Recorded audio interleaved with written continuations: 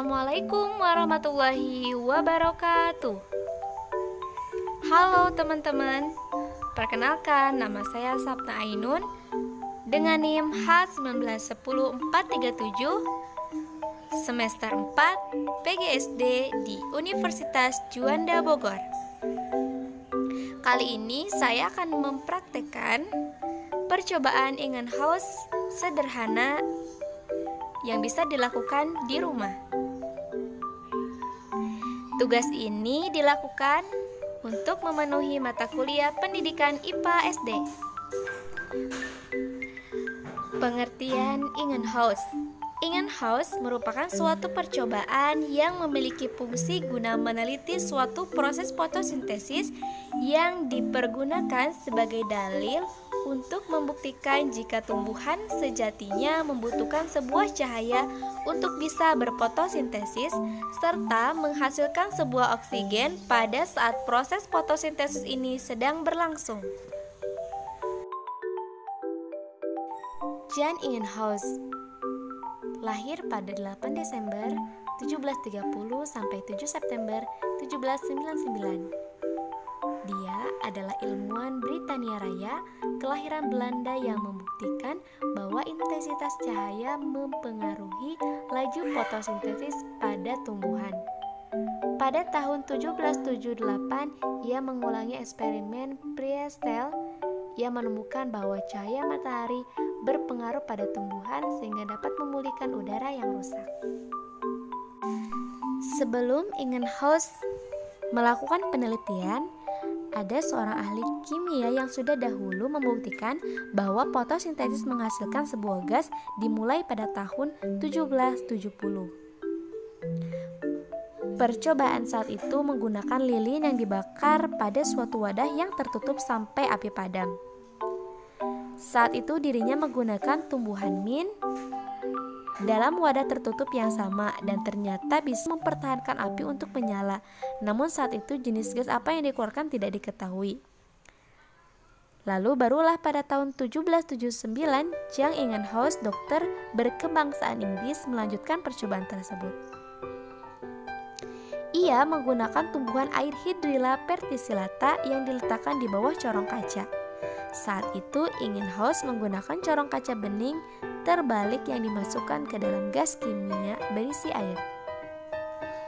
Dalam percobaan tersebut, Ingenhousz berhasil membuktikan bahwa cahaya memiliki peran yang sangat penting dalam proses fotosintesis. Selain itu, melalui percobaan tersebut dibuktikan bahwa yang dapat melepas oksigen hanyalah tumbuhan hijau.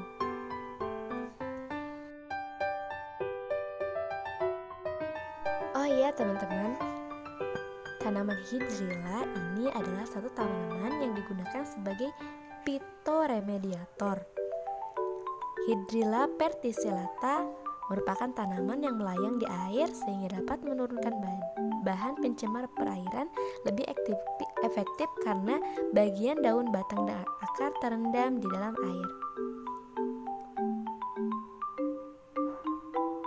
Beberapa penelitian menyimpulkan juga bahwa tanaman Hydrilla verticillata ini dapat menurunkan bahan pencemar. Pembuatan Ingenhousz sederhana di rumah. Yang kita gunakan adalah 2 botol buah, kemudian 2 tanaman Hydrilla yang sudah kita campur dengan air. Kita menggunakan botol bening supaya tanaman Hydrilla terlihat jelas, dan saat kita melihat perbandingan keduanya juga akan terlihat jelas. Satu tanaman akan disimpan di tempat dengan intensitas cahaya yang tinggi dan satu tanaman akan disimpan di intensitas cahaya yang sangat rendah atau tidak terkena cahaya matahari sama sekali. Keduanya kita tutup dan akan kita pindahkan. Tanaman Hydrilla ini bisa kita temui di tempat-tempat akuarium dan toko ikan terdekat karena mudah didapat untuk bahan akuarium ikan dan bahan untuk tanaman hias lainnya.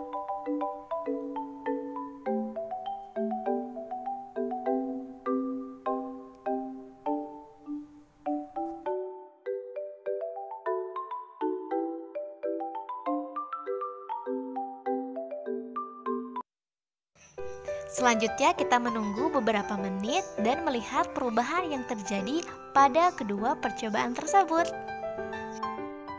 Assalamualaikum warahmatullahi wabarakatuh. Halo teman-teman, tadi kita sudah melihat bagaimana proses pembuatan percobaan uji praktikum Ingenhous yang sederhana. Nah, di sini kita akan melihat bagaimana perbedaan antara botol yang terkena intensitas cahaya matahari dan dengan yang tidak terkena intensitas cahaya matahari.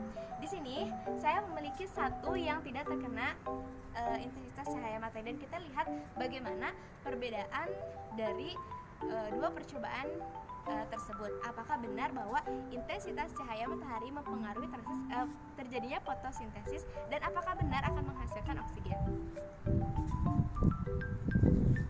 Nah, coba kita bandingkan. Dekatkan aja. Coba kita kameranya dekatkan ya.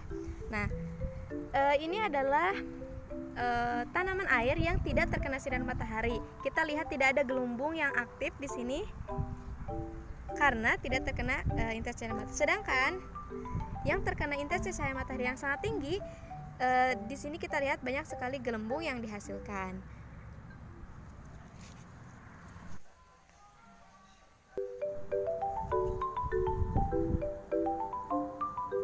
Nah, itu dia teman-teman bagaimana proses fotosintesis tumbuhan hidrilla ini ternyata menghasilkan oksigen dengan adanya gelembung-gelembung yang keluar dari tumbuhan hidrilla atau tumbuhan air. Baik, kita lihat tabel pengamatan di cahaya yang cukup selama 5 menit menghasilkan 6 gelembung, 10 menit menghasilkan 12 gelembung, 15 menit menghasilkan lebih dari 100 gelembung. Kemudian di cahaya yang kurang, di 5 menit, 10 dan 15 menit tidak sama sekali menghasilkan gelembung.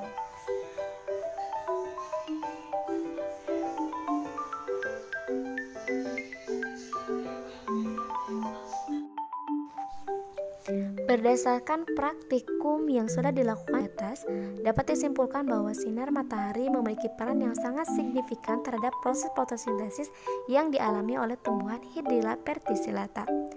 Hal ini dikarenakan sinar matahari merupakan salah satu bahan utama yang dibutuhkan saat fotosintesis.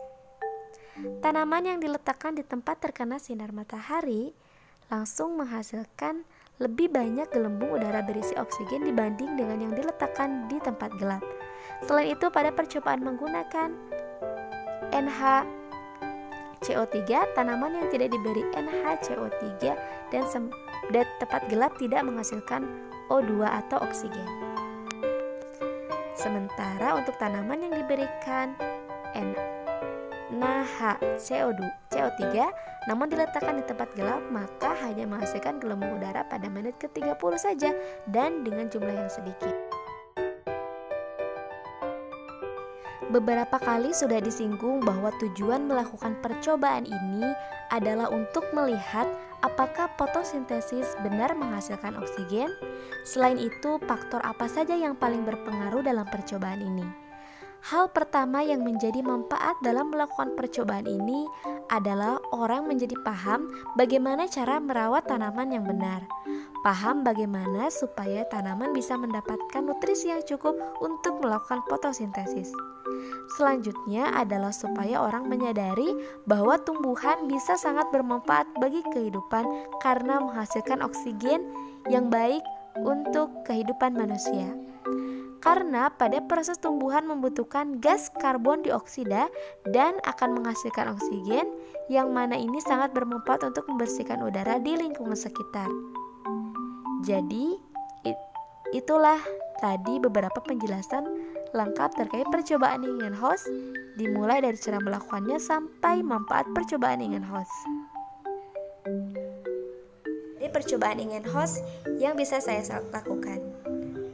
Terima kasih, semoga bermanfaat. Wassalamualaikum warahmatullahi wabarakatuh.